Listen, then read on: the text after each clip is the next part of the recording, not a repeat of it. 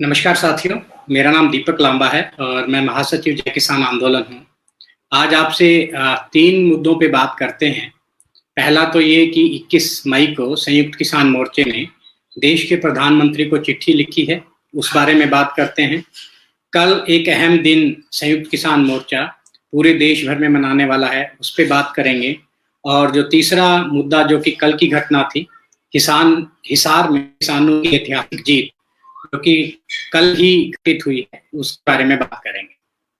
जैसा कि आपको पता है, हम लोगों ने संयुक्त किसान मोर्चे की तरफ से 21 मई को प्रधानमंत्री जी को एक चिट्ठी लिखी है। ये प्रधानमंत्री जी के साथ साथ ये चिट्ठी पीयूष गोयल जी को, तोमर जी को, सोम प्रकाश जी को भी भेजी गई है।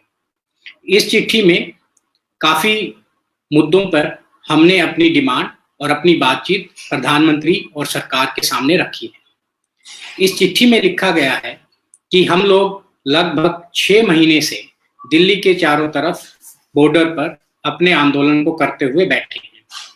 सरकार ने पहले 2 महीने में जरूर 11 दौर की बेनतीजा बातचीत की, लेकिन उसके बाद उन्होंने अपनी तरफ से कोई बातचीत का कदम नहीं बढ़ाया। तो इस चिट्ठी में संयुक्त किसान मोर्चे की लीडरशिप ने प्रधानमंत्री जी को आह्वान किया है कि वो किसानों की भावनाओं को ध्यान में रखते हुए, देश की तरक्की को ध्यान में रखते हुए, देश में जो डेवलपमेंट हो रही हैं उनको ध्यान में रखते हुए, महामारी के काल को देखते हुए एक तो बातचीत का सिलसिला दोबारा से शुरू करें।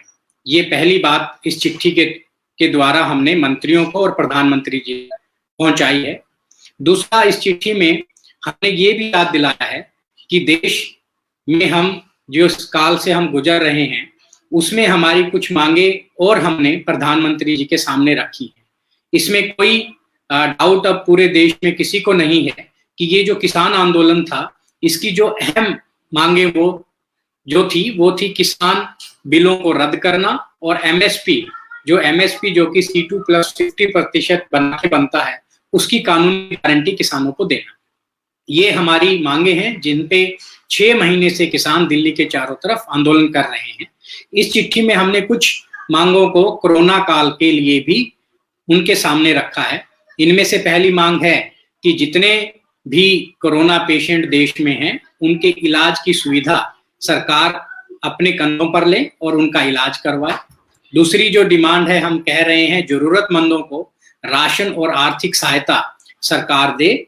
और तीसरा, कम से कम 6 महीने के अंदर ही आपको सभी जितने भी लोग देश में वास करते हैं, रहते हैं, उन सब के लिए वैक्सीनेशन का प्रबंध भी बिना किसी कीमत के सरकार करे।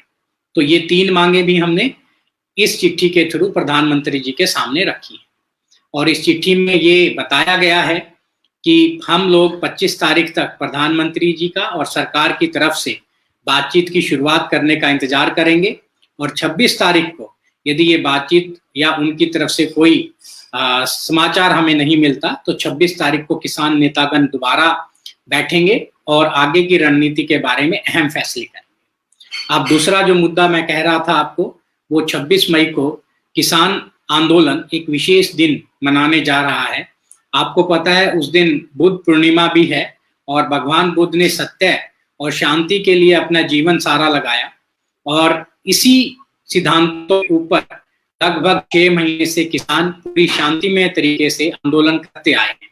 तो पहला काम तो ये रहेगा कि 26 तारीख को हम बुद्ध पूर्णिमा का उत्सव है वो सभी मोर्चों पर मनाएंगे, लेकिन इसके साथ इस दिन मोदी सरकार के 7 साल पूरे हो रहे हैं और हमारे किसान आंदोलनों के 6 महीने पूरे हो रहे हैं।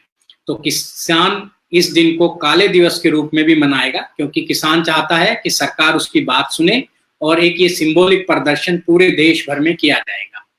काला दिवस मनाते हुए हमारे जो भी किसान आंदोलन स्थलों पे बैठे हैं, गांव में हैं, अपने शहरों में हैं, अपने घर में हैं, सभी लोगों से आह्वान है वो इस दिवस को मनाने के लिए सक्रिय भागीदारी निभाएंगे। अब बात कर लेते हैं हिसार की।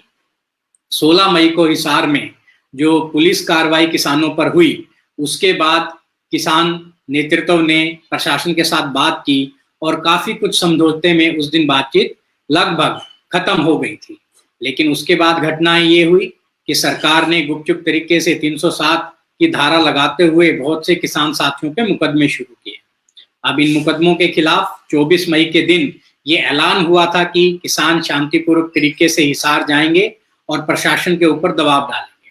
किसी भी लोकतंत्र में जनता के सामने ये पूरा विकल्प खुला रहता है और संविधान ने हमें ये अधिकार भी दिया है कि हम अपनी बात के लिए किसान या कोई भी तबका समाज का इकट्ठा होके सरकार के सामने अपनी बात रख सकते हैं। तो हिसार की कल की घटना एक ऐतिहासिक जीत इस किसान आंदोलन में दर्ज हुई है।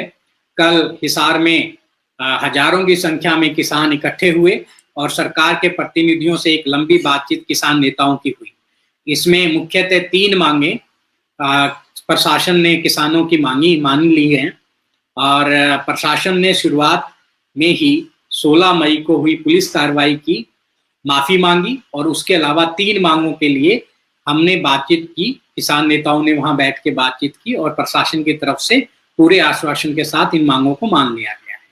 ये मांगे हैं 16 मई को जितने भी पुलिस मुकदमे हुए वो सब वापस लिए जाएंगे। कल की एक दुखद घटना रही, हमारे एक किसान साथी कल की पंचायत में शहीद हुए, उनके परिवार में से एक सदस्य को सरकारी नौकरी दी जाएगी। और तीसरी मांग ये थी जिसे मान लिया गया कि 16 मई को काफी किसानों के गाड़ियों को, ट्रैक्टरों को नुकसान हुआ था, उसकी भरपाई भी सरकार अपने खर्चे पर करवाएगी।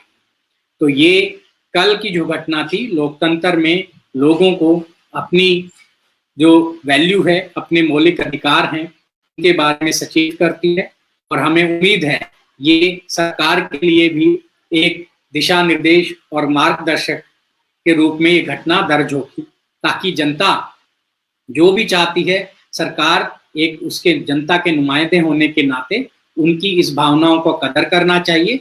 और आने वाले समय में मुझे लगता है किसानों को अपने अधिकारों का अच्छे से ये घटना बार बार याद दिलाती रहेगी। अब बात कर लेते हैं 26 मई के काले दिवस की।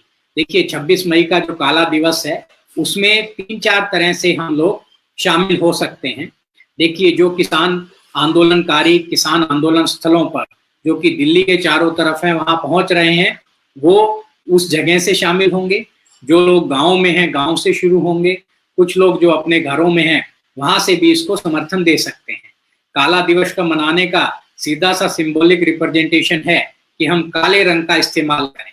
देखिए मैंने आज काले कपड़े पहने हैं, तो इसी तरह हम कल या तो काला पटका लगाएं, काला गले में गमछा डालें, काले कपड़े पहने, अपने कार और अपने घर के ऊपर काले झंडे लगाएं।